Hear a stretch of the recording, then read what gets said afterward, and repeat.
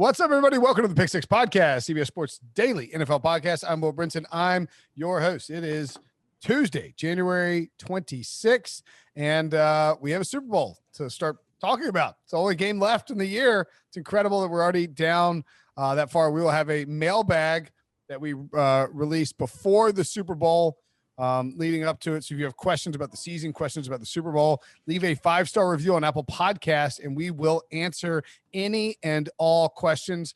Of course, we have the championship weekend recap in the feed, and we'll have the Brady Quinn football show tomorrow. But today it's an early Super Bowl gambling preview with the one and only, the Wizard of Odds, Kenny White. What's up, buddy? How you doing? Hey, I'm doing good, Will. Not a good weekend for me, but my numbers were so close to the betting line, and I kind of had to come up with reasons why I wanted to take one side or the other. And I came up with Aaron Rodgers was the reason I was going to be on Green Bay, and Buffalo I was on because the DVOA numbers kept showing they were so improved, and I was impressed with Josh Allen in a couple of games down the end of the year. And you know what? Every year changes. I made big mistakes in both games, and I can make reasoning why I should have been on the other sides of both these games and those two games. And now it kind of, and I'd use that reasoning. I'm going to use that reasoning today, why I should have been on the opposite two sides last weekend, and which will put me on the side I like for the Super Bowl. All right. Well, I mean, let's quickly just sort of talk about that, because you had the Bills and the Packers, and I was on the Packers and the Chiefs. And the game script for the Packers and the Bucs started out completely opposite of how I thought it would go. I thought that the Packers would jump out to an early lead. They're great at scripting drives. I thought that they would be clever in their attempts to pass the ball early and not get stuck up and running on first down. And I thought we might see the Buccaneers struggle to pick up first downs and then have to punt. Well, the Packers weren't clever about their scripting. The Buccaneers defense came out flying, and Tampa converted a bunch of insanely long third downs to sort of get out to that lead. And I really thought, we saw Aaron Rodgers outplay Tom Brady. I mean, Aaron Rodgers played awesome. Everybody else just kind of screwed up. So I don't know that your reasoning was wrong in the sense that, Rodgers played great and he could have been a difference maker, but a lot of decisions and a lot of mistakes made by the offensive line was terrible. The pass catchers were bad. Matt LaFleur, certainly some questionable moves. I mean, I think so. I guess I'm not trying to make you feel better about it, Kenny, but it does, it doesn't feel like it was like, oh, Aaron Rodgers sucks, and that's why I lost that bet. Yeah, no, I took plus 5.5 in game, so I was fortunate to collect that ticket, and I should have taken plus 10.5 when they fumbled. And you're right, how things change. Bruce Arians made a great call to go on 4th and 5 with 13 seconds to go. Most teams would have just punted there, and you go into halftime with, I think it was at that time 17-10 maybe. Yep. No, it was 14-10. 14-10. It was 14-10. They get the touchdown, and then the very first play of the second half, Aaron Jones fumbles, and it's picked up and run inside the 10-yard line and touchdown. The entire game changes. It's 28-10 now. Take away those two plays.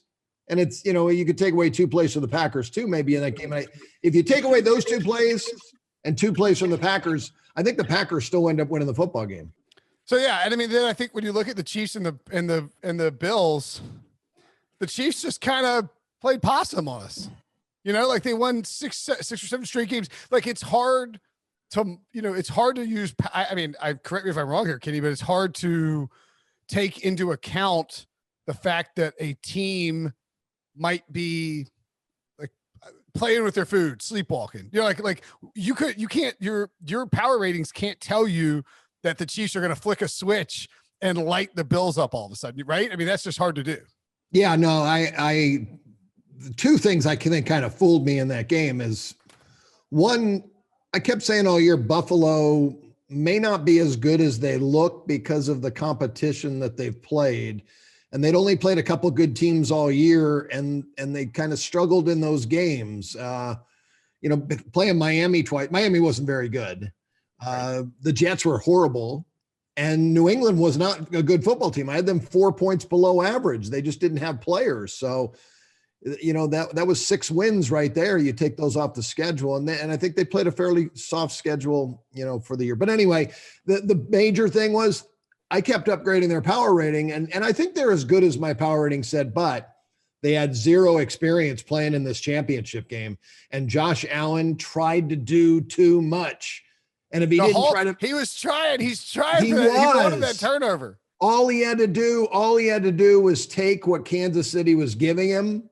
And he didn't do that. He tried to go for more. He almost threw 2 interceptions in the first quarter of that football game because he was trying to do too much. And that was because of lack of experience. I remember Randy Johnson saying that in the playoffs, his first playoff game. He goes, I was trying to throw it 120 and it was running up there at 92 miles an hour because I was trying too hard. And that's what Josh Allen did yesterday. He tried too hard to win that football game. So it was experience by the Chiefs being in there. 3 straight games at home, championship games at home. Look at all the experience they had playing in that game. They lost one, they won one. Buffalo, first time ever in the championship game. Yeah, I think that was sort of underplayed as well. And then look, Tom Brady, I mean, he's, dude wins. I mean, like, experience matters in these spots. Yeah, so, experience matters. Yeah, for sure. All right. Tom Brady had all the experience in the world. And you know what? The rest of the players on Tampa did not. Yeah. But he knew and the quarterback's the most important guy, obviously, because he's got the ball in his hand 60% of the time. So that's the guy you got to trust in. All right. Well, let's, so those teams advance. And I just looked at my best bets. I did terrible too. What are you going to do? There's always the Super Bowl to make it back. The Super Bowl odds, in fact, Chiefs -3. I believe it is settled in. It was 3.5 early and then settled in at 3. I saw a juiced up 3 on Sunday night, and the over, -3, -120 at William Hill, over under 56.5. What are your thoughts on this spread initially, Kenny? I mean, is it a good line? It feels to me. So I told some friends I thought it would be 3 and 3.5, and they said they thought that would be a little short. I just can't imagine Vegas giving Tom Brady 5.5 points at a Super Bowl. That that hadn't happened since 2001. Has Tom Brady ever gotten 3 points in a Super Bowl? No, the first one. That's it. Yeah. So no, but otherwise, the only other one he wasn't a favorite in was the Seahawks game, and that was a pick'em. So my power ratings, I raised up Kansas City a point from yesterday's game. I thought they played really well. And that being said, I thought Tampa played better in their circumstances and situation than the Chiefs actually did, because the Chiefs were playing an inexperienced football team coming into that game. Tampa, 3 straight road games, had to go into Green Bay to beat the Packers, whose defense looked amazing the last 4 weeks. Their offensive line was tremendous against the best defense in football. Yep. Their running backs averaged 6 yards a carry, and they didn't sack Rodgers once. But Tampa's defensive line dominated the Packers' offensive line. So I didn't raise their rating up, but I left it the same, 108.5, and I raised Kansas City up. I only have a 2.5 point difference between the two teams. Wow. So do I give home field for the Bucs? They're playing at home. It was on last night. Danny Cannell, he talked for 2 minutes about the advantage of playing at home. And after he said all of it, he said, well, I'll give him 1 point for that. But it was a lot. I mean, him talking about sleeping in your own bed, not traveling, don't get on an airplane, going to the stadium where you see the same people, you're in your own locker, you got your own hot tub, you got your own sauna, you got your own masseuse, everybody that you deal with day in and day out, it's the same people, same place, same time. And then there's going to be 17,000 or 15,000 first responders in the stadium that are all Tampa Bay fans. I think it's 7,500 first responders, but 22,000 total fans. And I would anticipate that I don't know. I think it'll be 50% just by default, minimum 50% Tampa Bay fans, I mean, I think there'll probably be some Chiefs fans there because Chiefs fans travel and they're loud and they're, going for back-to-backs. But I mean, I would anticipate plenty of Tampa Bay fans. So yeah, I think we talked about this on the recap podcast, actually, and Breach brought it up. Is it possible that KC -3 is actually built in, is building in some home field advantage for Tampa Bay there? My numbers don't say that, because if I give a 1.5 points, I think Kansas City should be 1 in the game. So when the number opened 3 last night, went to 3.5, they were asking me, Eric Casillas was asking me on the show last night, where do you think the number is going to go? I got to trust my number. And I said the 3.5 is going to come back to the 3, and 3 being such a key number in football. I think that's where it's going to stay. I think it's going to be on 3 the entire time, because sooner or later, bookmakers are not going to want to move off the 3. It's too dangerous of a number for them with the volume of money coming into this game. There just has to be an avalanche of Chief money to move off this. And I just don't see that happening, because I think there's going to be plenty of support for Tampa, because there was plenty of support for Tampa against the Packers. Yeah. Oh, for sure. That line never moved. I mean, it was 68% ticket count on Green Bay, which all the little guys were betting Green Bay with us. And then the sharp guys were taking the 3 with Tom Brady. So I think the sharps are going to take the 3 with the Bucs again in this situation. Yeah. I mean, I also think that, like, to your point, you're talking about the Chiefs with Patrick Mahomes, who are a very popular public team. And you're talking about the Bucs with Tom Brady, who have a very good defense, and Tom Brady. Like, there's no need for the books to slide this line all over the place. It's just not going to go to 4 and then to 2, because then there's a really good chance that, people like are able to middle the crap out of the sports books. So they can't middle, but they can side them. The last thing the book wants is $10 million minus 3 on the Chiefs and $10 million plus 3.5 on the Buccaneers. Because if it lands 3, they lose $10 million. Right, exactly. Or I mean, to my point, like if you get a +4 and a -2 and it lands 3, you could potentially middle it. That's why they're just not going to do that unless it's like Brady gets COVID, or Brady is injured or something like that, or something happens to Mahomes. I think that's the only way you would see it really flying around. And with this number that they have right now, where it's Chiefs -3 and it's juiced up to -120, you have to assume that the tickets are probably going to be heavier on Kansas City, right? And if that's the case, then you're picking up a little extra tax there on the juice by making it 120, which is a nice little boost, right? Already 55% of the tickets right now are on Kansas City. And Will, this will be interesting, because the general public, they just, they're going to bet the favorite. And I'm going to say general public will be on the favorite in the Super Bowl. 70% of them are going to lay the 3. But when they're looking money line, 70% of that general public are going to take the dog plus the 145 plus the 150. So I got a feeling at kickoff, you might be able to get the Chiefs at -145 or -150 at kickoff. Well, so that's the question. If we don't think the spread is 3. We don't think the spread is going to move, and neither you and I both don't think it's going to move. Like it just makes too much sense for the books. You have 3. It's possible it's a push, but you let it sit at 3 all week, all for the next 2 weeks, and just see how the tickets stack up. And if you somehow get like 10-1 Chiefs like actual cash, then maybe it changes. But I just don't. I mean, it's not like this is a consensus either. It varies book to book, sports book to sports book, and so. Maybe you see some 3.5s. Maybe I don't know. Every book in Iowa is getting Kansas City money for sure. Right, exactly. And whereas, like, what's the nearest? I guess Virginia is the closest. Tennessee, maybe you can't gamble near Florida somehow. Yeah, West Virginia. Yeah, that's right. So, so you see the money line sliding back a little bit towards Kansas City, possibly. Yeah, because that's what happens every year. When people are looking to make a bet, I don't want to lay $1.50, because they all ask, what if I bet the $1.50, I bet 100 on -150, what do I get? Oh, you're going to get $67. Yeah. I don't like that. What if I bet the other team? Well, you're going to get 150. And you're like, well, that's way better. Well, that's way better. I'm going to take that. I'll go with Tom Brady and take that big play. So they're going to bet that, and that's going to drop. And I'm going to look right now, my money line charts for the NFL, what I should know off the top of my head, but a 3-point favorite, the no juice money line is $1.41 is what the true price is. Oh, wow. So it should be -50 plus 30. Okay. So we're looking at -70 plus 50. And that's because the 3s are all juiced up about 20 cents. Yep. If you're going to get -3 right now, you're laying $1.25.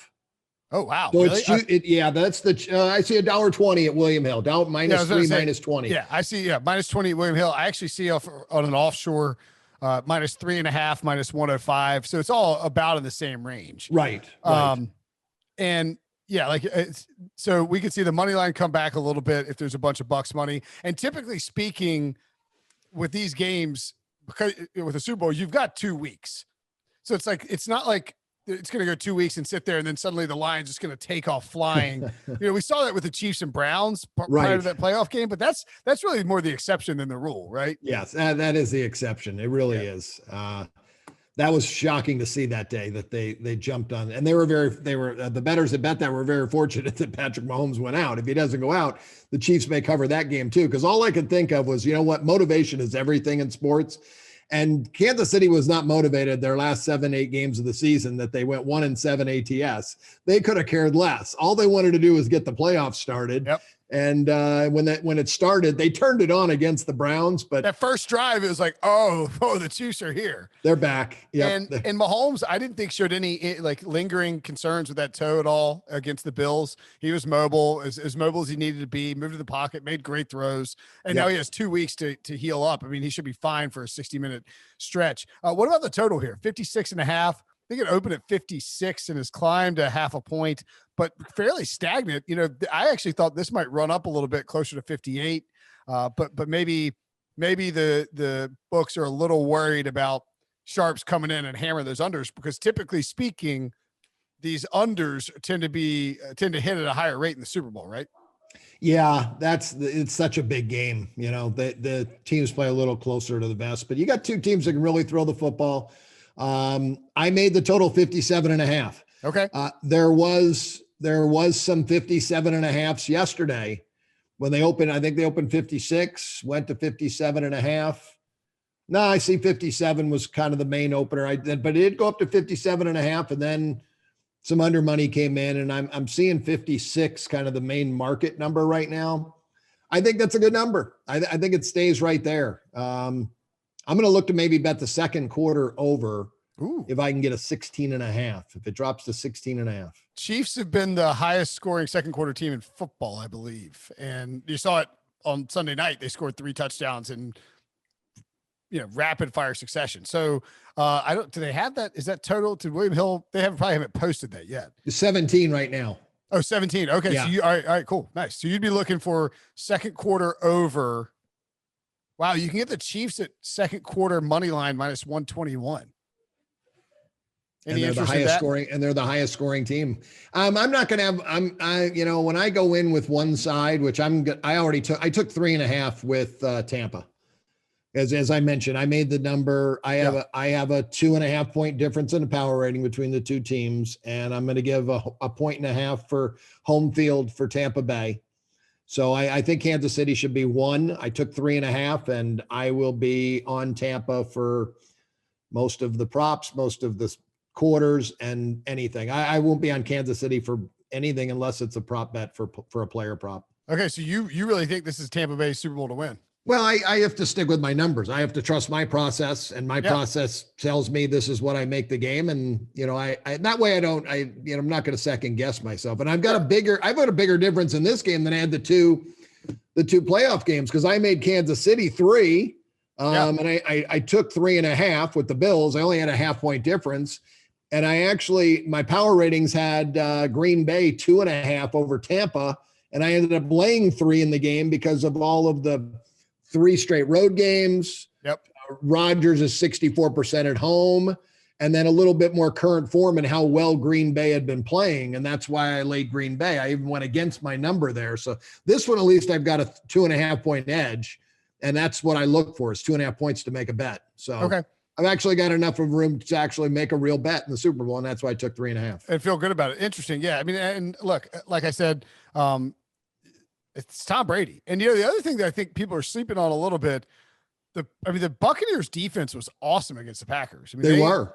Aaron Rodgers played an incredible game, and it's still, they sacked him 5 times. JPP and Shaq Barrett were all, wow, they were crazy good off the edge. And both of the starting tackles, Eric Fisher now out with an Achilles injury, and Mitchell Schwartz has been out, are going to be missing for Patrick Mahomes. So my only concern is that I just think there's such a different beast on offense with the way that they do motion and jet sweeps and all of that, I don't know if that pass rush will necessarily be quite as effective against Kansas City, even with the missing tackles, just because Mahomes can do things to sort of mitigate that pressure by getting the ball out quickly and all of that. But I mean, yeah, certainly, Tampa, if they're at home, they got a great defense. It's Tom Brady, the Super Bowl. Good luck betting against him. Do you, so, I mean, you don't really see a need though to get on this number now on either like the total or the spread, right? I don't think so. I think if you like the Bucks and you can find 3.5, go ahead and take that. I think you take that because you're never going to see 4. No, but you're not going to see 2.5 either. No, you're not going to see 2.5. If you like the Bucks or the Kansas City Chiefs, the favorite, I think you can wait on this as long as possible and don't lay the 3. You lay $1.50. If you can lay $1.50, you're laying a good price, I think, in the Super Bowl. Yeah. So, because I mean, like, yeah, if you can get $1.50 on the money line and just not worry about the spread versus laying -3, -120. Yeah, you got 3 big numbers going. 1, 2, 3 are all key numbers in the NFL. So, I like that. All right, so the play is the money line then, but wait on it if you like Kansas City. Obviously, if there's some breaking news or something like that, that would be different. Are there any sort of, I mean, they've already got these touchdown scores out. I know that's, usually it's crazy because it used to be, Kenny, you had to kind of wait till like the Sunday before, you had to wait a week before you'd have the spread up. Well, Westgate, they get together Wednesday night this week. Okay. 2 nights, they're going 2 days from now. Maybe they moved it up because the rest of the world has now jumped in, but the Westgate was the king of the props. Right. And they do a whole prop packet on Thursday. Years. Yeah. So Thursday would be the day they reveal those, but Wednesday night they get together, the entire staff, and they go over and they come up with 400 plus props and they release them on Thursday. So. Yeah. And I saw Circus Sports had tweeted, here's our release. Wednesday, Circus Squares. Thursday, Super Bowl MVP odds. Friday, player to score first touchdown. Saturday, 2-sided props, and Sunday, index props. So they're like rolling out, they're rolling out these things like on a schedule. It's crazy how this has become such a huge deal in terms of how those are rolled out. Is there anything that off the top of your head that you would want to jump on early if you saw it pop up? I mean, or is it just you need to see them and figure out what it is aside from that second quarter? Yeah, I'm gonna go over mine. I'm gonna go over each player and make a projection on each player. I like to do that. I'd rather make my number up, come up with what it should be, and then I'll compare to what they have. So that'll take me next 2-3 days. So the only real, so you think the only real like actionable items here for this game for you, based on your numbers, are Bucks plus 3.5 if you can get it. Otherwise, if you see 3, wait. I mean, you don't want to buy it if you can help it. You'd rather get the 3.5 just normal. And then second quarter over 16.5. Yep. That's what I'm looking for. Okay. Just since my total is 57.5, I think that second quarter, the first quarter, I feel like it's that, the heavyweight title fight where they're feeling themselves out early. For sure. And then you can get a break like yesterday I did with Kansas City, because I went over 16.5 in that game, and they're down on the 5-yard line, and they could have gotten off another play and they could have scored a touchdown, but they're smart. And they say, you know what? Let's let the clock run down. We'll talk about what play we want to do. And then boom, first play of the second quarter, get a touchdown. Like, yeah, and you're feeling very minutes, good. Yeah. And you're going to get that late opportunity for a score in the last 2 minutes, because the teams will go into the 2-minute offense and try to get a touchdown. So, what about in terms of, you mentioned that you got Green Bay plus 5, was that right? Or in game plus 5.5. Plus 5.5, which ended up being, you love the Matt LaFleur field goal then. I didn't think it was the right move, but I understood why he was doing it, because, it took the pressure off making the 2-point conversion. But again, you couldn't beat any of those teams with field goals. Even if Kansas City had to kick field goals against Buffalo, there's a shot they could have lost that game. Yeah, absolutely. So you got to score touchdowns. That Buffalo field goal at the end screwed my second half under. I cannot believe it's like 3 penalties versus 1 penalty. And they offset that. How does that offset? Like, back about 15 yards. Don't let them kick. So looking at the Super Bowl, then from like a live betting perspective, are there any game scripts in your mind that you would think about attacking? I think probably the obvious one is Tampa 10-0 lead, Chiefs in the over, right? I mean, like that's. Yeah. Because Kansas City feels good about they can come back on anybody. Yeah, for sure. If either team falls behind 10-0, I would look to play the other side. So I think in a lot of these sports, you can kind of put a number in your head and say, all right, the Chiefs are -3 for the game. If at any point I can get plus 4.5 on the Chiefs or more, Yeah. should probably jump in because there's a Yeah. touchdown difference now. And then the other way, if you can get the Bucs plus 10.5 or more at any time, it might be an opportunity to jump in there. I like to have those type of edges going for me. Yeah, for sure. That's a good idea and a good thought process for it. And the other thing too is don't feel like you just have to get one side. If you can get the Chiefs plus 4.5 and then they score 3 straight times and you can get the Bucs plus 10.5. Right. That's like those windows are there though, for sure. That's a good middle. You can definitely middle that. That game yesterday was very easily to middle to. The Chiefs were plus 105 on the money line. Plus 2.5 at one point. The Chiefs were plus 2.5. Yeah, plus 2.5 when they fell behind 9-0. They were actually getting 2.5. I saw. Why was that not? I was just about to take it and I missed it. And that's what happened. They scored too fast. Yeah, they did. Because I was like, all right, yeah, like I'm gonna get some Chiefs here, and then all of a sudden it was like they were minus 250. You're like, whoa, like I cannot lay that. Exactly. Yeah, and in hindsight, would have been a good move. All right, so we think this is going to be a fairly boring Super Bowl week then in terms of the line movement, which is fine. But Yeah. it is like, I mean, I'm just thinking like, there've been some years where you could see some fluctuation and bouncing around, but this just feels like it's going to sit at 3.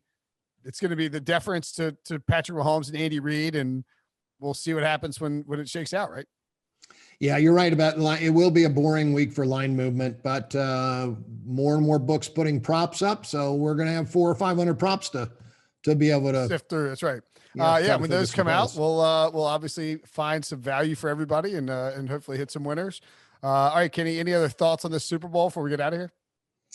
Again, experience is so big, and Kansas City being there last year and winning it is definitely something you really got to take a look at. But then, as I said, Tom Brady has been he's going to be, if he wins this one, it's Tom Brady with the most Super Bowl rings. Then you go to organizations. So yeah, he'll be above all the organizations. He's that good. And so he's got the experience. He's been there, done it. Arians has been there. Antonio Brown, I don't know if he's been to a Super Bowl or not, but he's going to be back. That's another weapon for Brady. I think that they'll be fine because their leader, Brady, is not going to be deer in the headlights. He knows what he needs to be done, and he's going to do it. The rest of the team's following along all year long.